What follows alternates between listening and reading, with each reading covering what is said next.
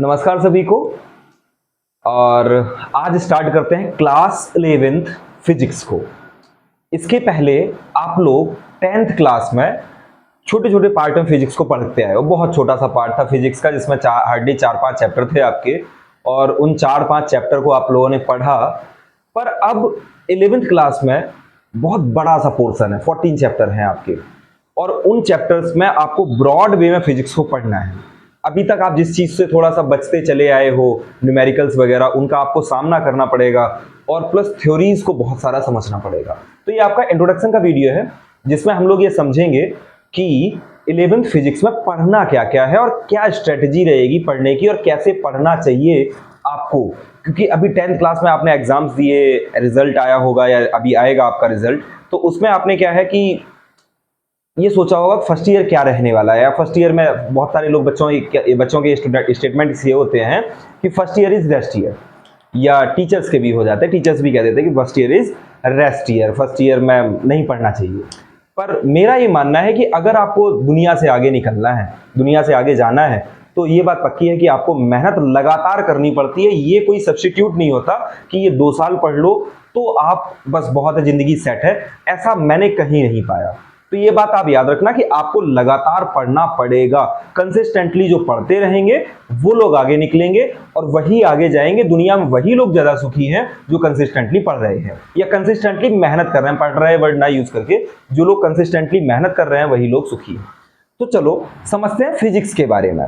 Physics में क्या है कि जो भी अपने आसपास अपने हमें दिखाई दे रहा है फिजिकली, जिसको हम ऑब्जर्व कर सकते हैं, लाइक कि जो हम आंखों से देख पा रहे हैं, जो हम महसूस कर पा रहे हैं, all comes under the physics. आप मुझे कोई एग्जांपल देना, कमेंट करना आप मुझे, मैं उसमें बताऊंगा फिजिक्स कहाँ है ना कहीं उसमें फिजिक्स होगी। कोई कुर्सी बनाई गई है तो उसकी भी डायमेंशंस ली गई होंगी, उसके भी मटेरियल्स लिए गए होंगे, तो उनमें भी आपका वेट करना भी, किसी चीज को वजन, किसी का चीज का वजन नापना है आपको, वो भी फिजिक्स के अंडर में ही आता है, क्योंकि वो यूनिट फिजिक्स की ही है। तो फिजिक्स हर जगह है, और मुझे ये लगता है कि फिजिक्स एक बहुत बड़ी ब्रांच है। इसने आपको प्रॉब्लम्स दी तो हमने उनको सॉल्व करने का प्रयास किया, या उनको फॉर्मुलेट जब किया तो मैथमेटिक्स बनी, और मैथमेटिक्स फिर हमने बहुत सारी मैथमेटिक्स और प्रॉब्लम्स बना ली। आज की डेट लगता है ये एक मैथमेटिक्स बड़ी होगी, बट प्रॉब्लम्स जो है पहली बार इनिशिएट हुई वो फिजिक्स के कारण हुई, और फिर धीरे धीरे विकास होता उनका चला गया। बायोलॉजी से भी प्रॉब्लम्स आई, आपकी अदर सब्जेक्ट से भी problems I. Problems in the sense कि आपकी बॉडी में कोई प्रॉब्लम हुई, अब एमआरआई होती है तो मैग्नेटिक रेजोनेंस इमेजिंग फिजिक्स का पार्ट है। फिजिक्स ने ही उसको बताया कि ऐसा ऐसा कर सकते हैं। तो फिजिक्स आपका, एस्ट्रोफिजिक्स की अगर हम बात करने लगे तो एक बहुत बड़ी ब्रांच है फिजिक्स की, जिसमें आप बहुत सारी फैसिनेटिंग चीजों को पढ़ते हैं, बहुत सारी फैसिनेटिंग चीजों को जानते हैं। इनफैक्ट हम लोगों ने अभी जो जाना है वो 0.1% भी नहीं है यूनिवर्स के केस में, कि यूनिवर्स में क्या हो सकता है। बट फिर भी इनिशिएट करते हैं, समझते हैं कि अपने 11th क्लास में क्या समझना है।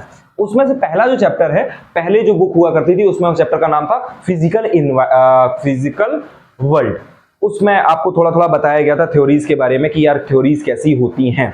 लाइक कि कोई भी थ्योरी है, मान लो कोई फिनोमिना है, तो पहले क्या है, फिनोमिना तो वो हमेशा से हो रहा था, आज का नया नहीं हुआ।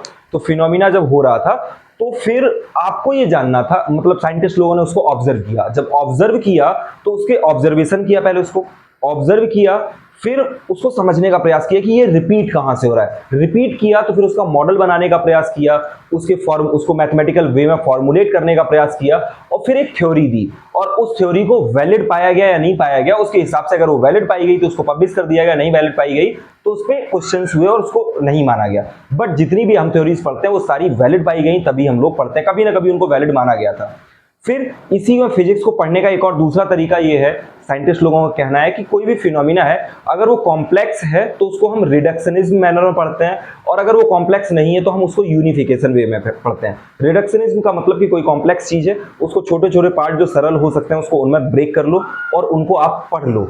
उसी के लिए सबसे सिंपल मैथमेटिक्स में न्यूटन साहब ने बनाई, वो थी आपकी कैलकुलस। कैलकुलस क्या करती है, कॉम्प्लेक्स चीज है उसको थोड़ा थोड़ा ब्रेक करके पढ़ लिया जाता है, या छोटी छोटी चीज है उनको इंटीग्रेट कर लिया जाता है। फिर रिडक्शनिज्म हुई, फिर बाद में पता चला फिजिकल वर्ल्ड जो चैप्टर हुआ करता था उसमें अब नहीं है, आजकल सीबीएसई के सिलेबस से उसको हटा दिया गया है।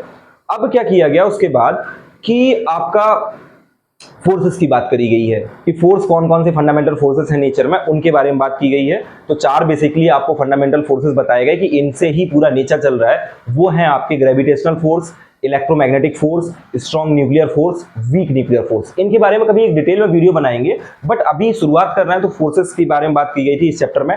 फिर फर्दर सेकंड चैप्टर आया है आपका, जिसमें है यूनिट एंड मेजरमेंट के बारे में बात करी गई कि यूनिट एंड मेजरमेंट्स क्या है, तो जरूरत क्यों पड़ी, अगर इस पे हम लोग आए कि यूनिट्स की जरूरत क्यों पड़ी। तो शुरुआत में हम लोग जैसे रहे होंगे, जंगलों में रहते होंगे, चाहे जैसे हुआ करते घूमते होंगे, बट धीरे धीरे क्या हुआ कि हम लोग एक दूसरे के काम आए, एक दूसरे के काम आए।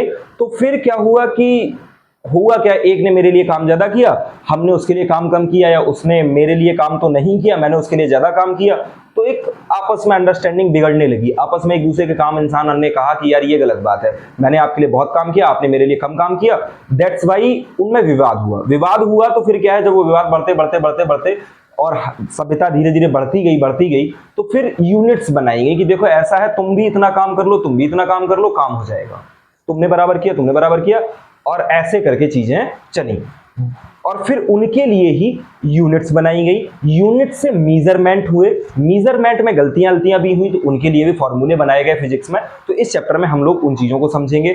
फिर आपका फर्दर आएगा मोशन के बारे में, 3-4 चैप्टर आएंगे जिनमें हम मोशन के बारे में पढ़ेंगे, unidirectional motion, motion in a plane, laws of motion की बात करेंगे कि कौन कौन से लॉज ऑफ मोशन है आपके। प्लस फिर आएगा जब मोशन कर लिया मीन्स हमने काम कर लिया कुछ ना कुछ, तो वर्क, एनर्जी एंड पावर की बात करेंगे। उसके बाद जब वो मोशन कर रहे होंगे तो उसमें बहुत सारी चीजें होंगी जो रिपीटेड वे में हो जा रही होंगी, और वर्क डन एक साइकिल के लिए 0 हो जाता होगा। तो वो जब कॉम्प्लेक्सिटी आई होगी तो उसके लिए फिर रोटेशनल मोशन आपका चैप्टर है, system of particles and rotational motion.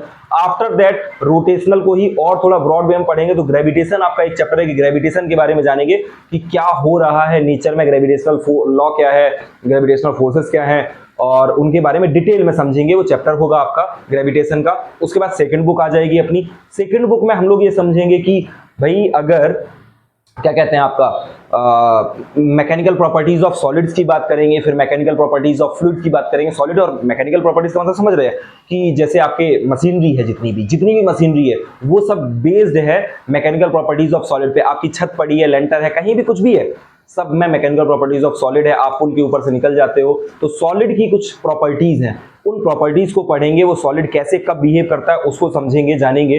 तो मैकेनिकल प्रॉपर्टीज ऑफ सॉलिड के बाद फ्लूइड को जानेंगे, फ्लूइड की क्या प्रॉपर्टीज हैं, ब्रेकिंग सिस्टम कैसे वर्क करता है, आपका एटमॉस्फेरिक प्रेशर हमारे ऊपर क्या फोर्स लगाता है, चीजें पास्कल्स लॉ क्या है, आर्किमिडीज प्रिंसिपल क्या है, बहुत सारी चीजें हम लोग उसमें समझेंगे।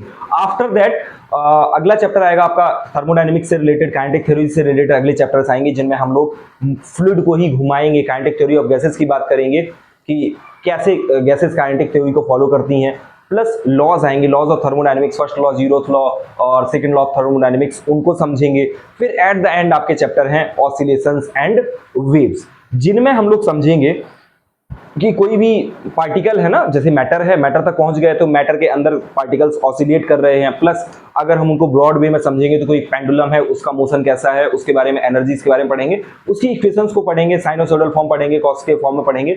बहुत सारी चीजें इस 11th फिजिक्स में हम लोग पढ़ने वाले हैं। वेव्स के बारे में पढ़ेंगे, ट्रांसवर्स वेव, लॉन्गिट्यूडनल वेव, कि ऐसी कौन सी वेव्स हैं जो बिना मीडियम के चल सकती हैं, जिन्हें मीडियम की रिक्वायरमेंट नहीं है। जैसे अगर एक छोटा सा एग्जांपल दूं मैं आपको कि अगर हम साउंड वेव है, जैसे हम लोग बात कर रहे हैं कम्युनिकेशन स्किल है, ये एक साउंड वेव है, इसकी स्पीड साउंड वेव की जो होती है वो होती है 331.3 मीटर पर सेकेंड, ये होती। बट ऐसा मैंने जैसे एक जानकारी के लिए समझ लो कि अगर सबसे फास्टेस्ट लैंग्वेज कभी आपसे पूछी जाए कि कौन सी है सबसे फास्टेस्ट लैंग्वेज, तो हम लोग जो बोल रहे हैं इसकी स्पीड है 331 मीटर पर सेकेंड। बट जो लोग साइन लैंग्वेज में बात करते हैं वो स्पीड ऑफ लाइट से बात करते हैं, क्योंकि उन्होंने जो यहाँ कहा वो तुरंत आंखों ने कैच किया और वो चीज हो गई, तो उनकी स्पीड ऑफ लाइट से वो बात करते हैं। ऐसा भी मैंने सुना, तो डिफाइन करने में थोड़ा अच्छा लगता है। तो ये सब चीजें समझेंगे कि स्पीड ऑफ लाइट कैसे निकाली गई, स्पीड ऑफ साउंड वेव कैसे निकाली गई, और कौन कौन सी वेव्स हैं उनके बारे में हम लोग समझेंगे डिटेल में 11th फिजिक्स में। तो इस चीज को समझना है, तो आज से स्टार्ट हुआ है और रेगुलर आपके वीडियोस आते रहेंगे जिनमें हम लोग ये समझेंगे। तो जो नेक्स्ट वीडियो आपका आएगा उसमें मैं आपको क्वांटिटीज के बारे में बताऊंगा कि फंडामेंटल क्वांटिटीज क्या है, यूनिट्स क्या है, कैसे वो सिस्टम बना। तो एक डिटेल्ड वीडियो होगा जिसमें आपको बहुत मजा आने वाला है, बहुत सारी चीजें ऐसी पता चलेंगी और लगेगा कि हाँ 11th फिजिक्स में बहुत सारी चीजें हमें पढ़नी है और वो कैसे अच्छी मतलब कैसे आपको एक फैसिनेटिंग वे में पता चलेगा कि फिजिक्स में क्या क्या पढ़ना है। तो आपको जो भी आप जुड़िए, पहले फॉलो करिए, सब्सक्राइब करिए, काफ़ी मेहनत रहेगी मेरी भी, और जितना भी मैक्सिमम आपको दे पाऊंगा उतना देने का प्रयास करूंगा। तो पढ़ते हैं अच्छे से, मेहनत करेंगे। Thank you.